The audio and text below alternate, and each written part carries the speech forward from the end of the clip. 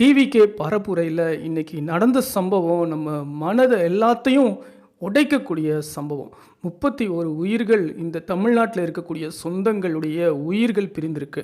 அதில 19 ஆண்கள், 9 பெண்கள், 6 சின்னஞ்சிறு சிறுவர்கள். இவங்க எல்லாருடைய உயிர்களும் இன்னைக்கு போயிருக்கு. நம்மளுடைய ஆழ்ந்த இரங்கலை தெரிவிச்சுக்கிடுவோம்.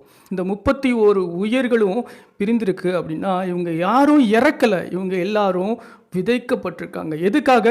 விஜய் என்னும் தலைவர் இந்த தமிழ்நாட்டில் வருவார், ஆட்சி செய்வார், நல்லாட்சி கொடுப்பார் அப்படின்றத உறுதி செய்வதற்காக.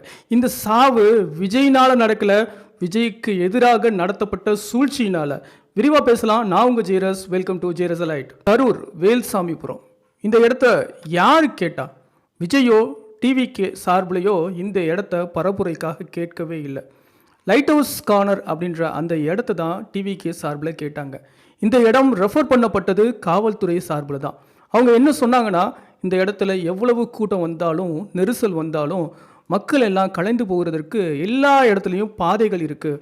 அதனால் எவ்வளவு கூட்டம் இருந்தாலும் இந்த இடத்துல அந்த கூட்ட நெரிசலோ இல்லை எந்த அபாயம் நடக்கக்கூடிய விஷயமோ நடக்காது அப்படின்னு சொல்லிட்டு காவல்துறையால் ரெஃபர் பண்ணப்பட்ட இடம் தான் இந்த வேலுசாமிபுரம் கரூர். இந்த இடத்துல தான் இப்போ இப்படிப்பட்ட ஒரு கொடூர சம்பவம் நடந்து முடிஞ்சிருக்கு. 31 உயிர்கள் பிரிஞ்சிருக்கு. இதுக்கு காரணம் யாரு? விஜய் மற்றும் டிவிகே கட்சி தானே?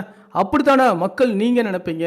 அப்படி நினைக்கணும். அதுக்காக தான் இப்படி ஒரு சம்பவத்தை முன்னேற்பாடு செஞ்சு இந்த நிகழ்வை அரங்கேற்றி காமிச்சிருக்காங்க விஜய்க்கு எதிராக இருக்கக்கூடிய அரசியல் வியாதிகள். இது யாரா இருக்கும் அப்படின்னு மக்கள் உங்ககிட்டே நான் விடுறேன். இது யாரா இருக்கும் அப்படின்னு கண்டிப்பாக உங்களுக்கு தெரியும்.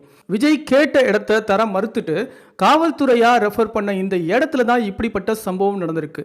இதற்கு முன்னாடி எவ்வளோ இடத்துல ரோட் ஷோ பரப்புரை நடந்திருக்கு நல்லா யோசிச்சு பாருங்க. ஒரு இடத்துலயாவது ஒரு உயிராவது போச்சா? அப்படி இருக்கும்போது இந்த இடத்துல மட்டும் 31 உயிர்கள் போனதற்கான காரணம் என்ன? இன்னும் பல பேர் சிகிச்சையில் இருக்கிறதா சொல்லப்படுது. இதற்கு காரணம் என்ன? நல்லா யோசிச்சிங்க அப்படின்னா உங்களுக்கு புரியும்.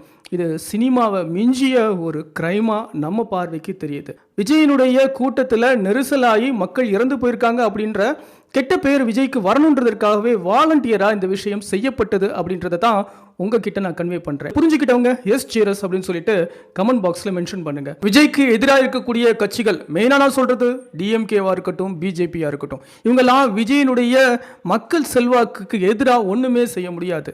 விஜய மக்கள் கிட்ட தவறா காட்டணும், அதுதான் அவங்களுக்கு வேணும். அதனால தான் இப்படி ஒரு சம்பவத்தை இவங்களே உருவாக்கியிருக்காங்க அப்படின்றது உங்களுக்கு இப்போ தெளிவா தெரியும்னு நான் நம்புறேன். இன்னொரு பதிவில் உங்க எல்லாரையும் சந்திக்கிறேன். Until then, bye from your Jiris. Thank you.